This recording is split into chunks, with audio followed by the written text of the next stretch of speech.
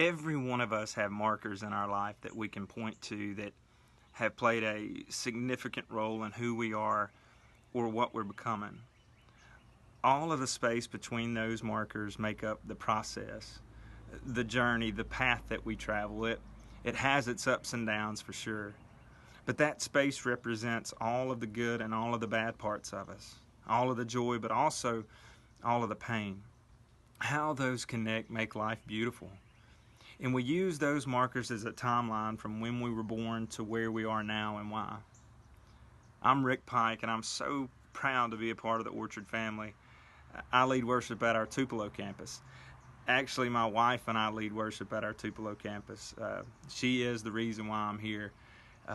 And Brian does a really good job of reminding me of this over and over again. But it's crazy to think that our family has been here a little over 15 years. Jonah, our firstborn, was 2 when we moved here and is now almost at the beginning of his senior year of high school. Time really does fly. Our other 2 kiddos, Isaiah and Zola, are 12 and 9.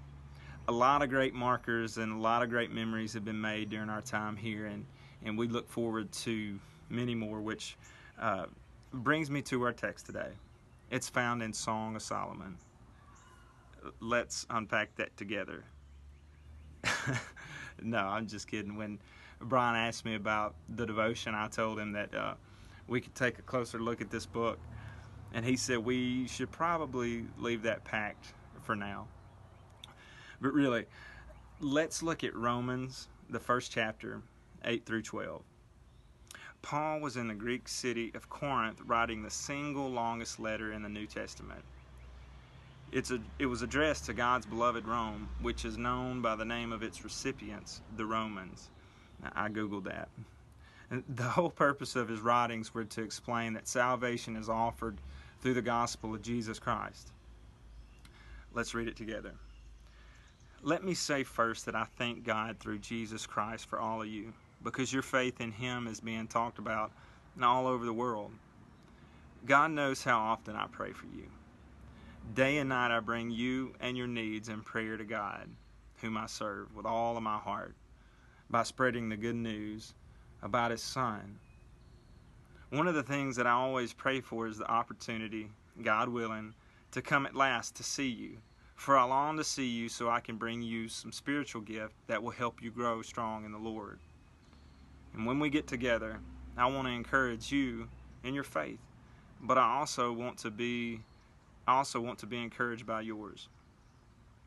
Paul was investing his life into others to share the good news of Christ.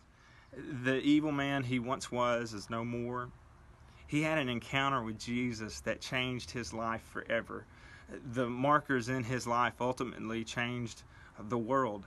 The good, the bad, the ugly, and everything else in between fueled his passion to deliver those letters. Simply put, someone cared enough to invest in his life, and so he was driven to invest in others, which leads me to a few questions. Who are you investing in? And who over the course of your life has invested in you? And what markers are you helping set for others? What memories are you making? There are so many people that have invested in me throughout my life, and I am so thankful for that. 2 people that have helped set big markers for Dina and I are Mont and Sarah Berry. We try to model our marriage after them, the way we raise our kids, just the example of how they live a godly life. If not for the Berry's influence, we would not be at the Orchard, and our lives would probably be totally different, and so we are grateful. But without hesitation, I can say one of the biggest influences on me was my grandfather. When my parents divorced, it was my grandparents that took us in. We moved from Lufkin, Texas to Red Bay, Alabama. And people have asked me, why am I a Braves fan? Well, anytime there was a game on, my grandfather was watching, and we were right there with him. Dale Murphy, Bob Horner, Brett Butler, Chris Chambliss. All of those names may not sound familiar to you, but for me, those names take me back to my childhood of playing ball in the front yard with my brother, sister, and grandfather. Every time we hit a home run over the power line, we would throw the bat down and scream, "Dale Murphy!" He loved to watch Alabama football, and yep, I'm still a Bama fan. He influenced me in so many ways, but it was his love that had the greatest impact. He worked a second shift job at Mueller Brass. Every day without fail, unless we were cutting grass or fishing, we would head outside to play ball. And he would sit in his lawn chair and throw the ball over and over and over again with us until lunchtime.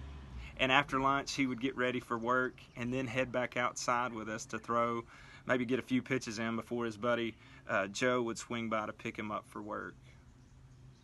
He would get home at midnight and then the next day do it all over again. His love for family was like no other, and I wanted to be just like him. My mom later remarried, and that's when another great influence came into my life, Kenneth Holland.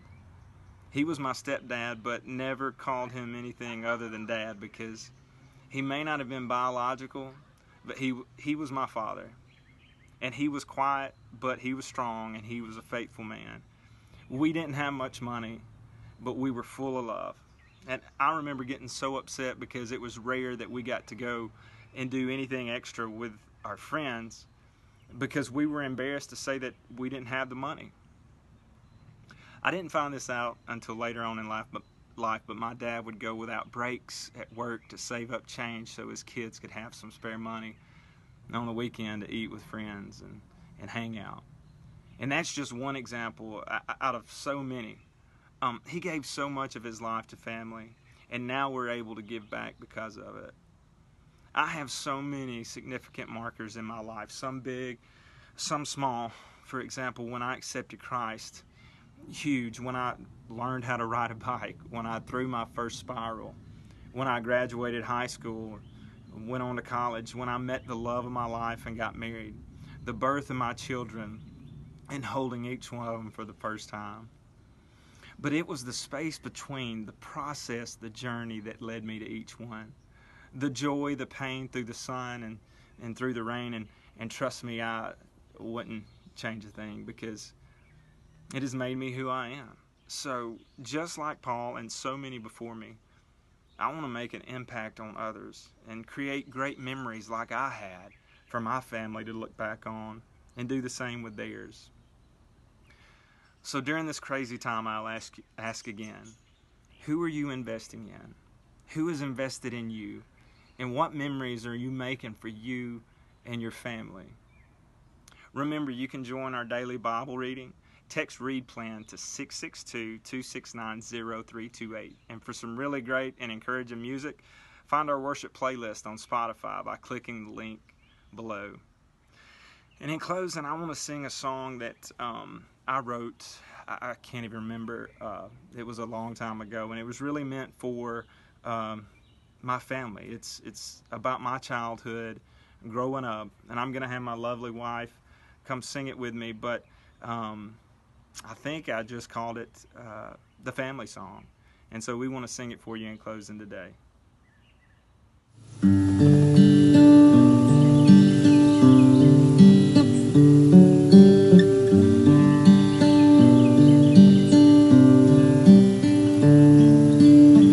Throwing balls outside, catching fireflies, holding Grandpa's hand. I scratch my knee, planting butter beans, lessons learned under those old plum trees. Broken windows, Grandma knows. We were playing ball too close. Well, thank you, Lord, for my family, and thank you, Lord, for all those memories you've given me.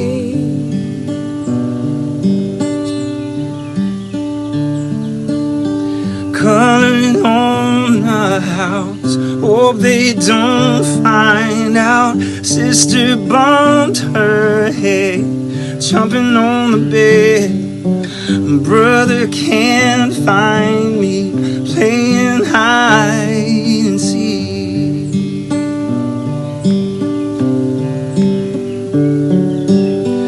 Don't you know we would fuss and fight, knowing Mama would make it right?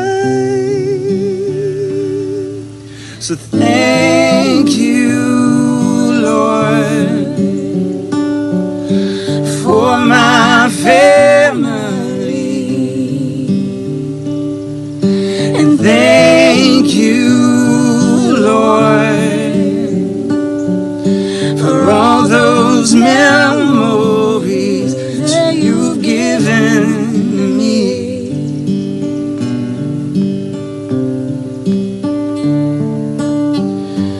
The way she would laugh, the way she smiled, the love she would give, the life she lived. I hope Grandma knows she was our hero.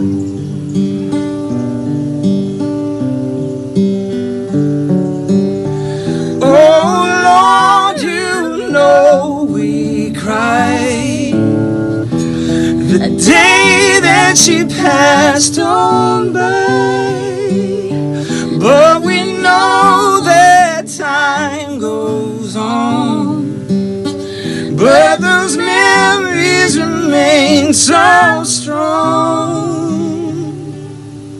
So thank you, Lord, for my family,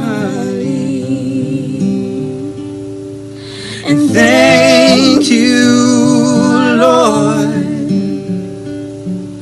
for all those memories that you've given to me.